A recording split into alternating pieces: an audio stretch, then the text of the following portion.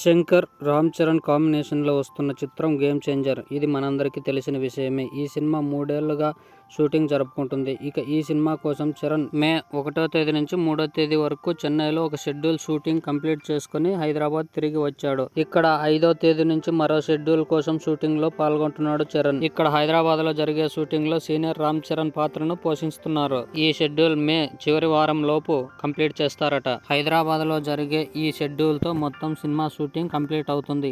ఈ సినిమా డిసెంబర్లో క్రిస్మస్ కానుకగా డిసెంబర్ 24వ తేదీన విడుదల చేస్తున్నట్లు సమాచారం. ఈ సినిమా పొలిటికల్ యాక్షన్ థ్రిల్లర్ గా ఉండబోతుంది. ఇందులో రామ్ చరణ్ సరసన కేఆర్ అద్వానీ హీరోయిన్ గా నటిస్తోంది.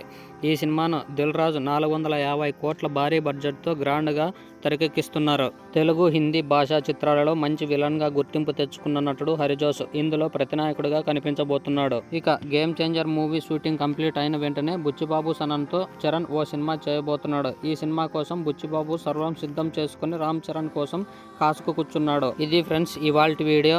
ఓకే ఫ్రెండ్స్, ఈ వీడియో కనుక మీకు నచ్చినట్లయితే ఒక లైక్ చేసి ఈ వీడియో మీద మీ అభిప్రాయాన్ని కామెంట్ రూపంలో తెలియజేయండి. అలాగే ఛానల్ను సబ్స్క్రైబ్ చేసుకోవడం మాత్రం మర్చిపోకండి friends. Thank you for watching. నా తరం నవతరం వర్ధిల్లాలి భావితరం. జై హింద్.